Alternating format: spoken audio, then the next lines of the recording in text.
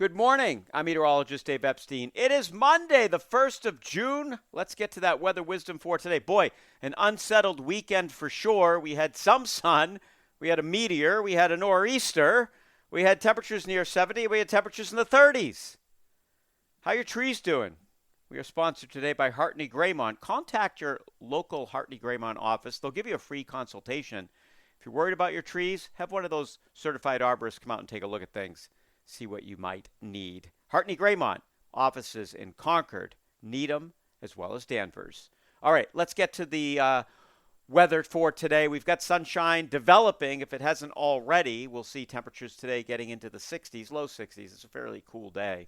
Overnight tonight, we're back down to the 40s for most of us. I think Boston stays in the low 50s, and we could see some 30s in the colder spots once again on June 2nd when you get up in the morning.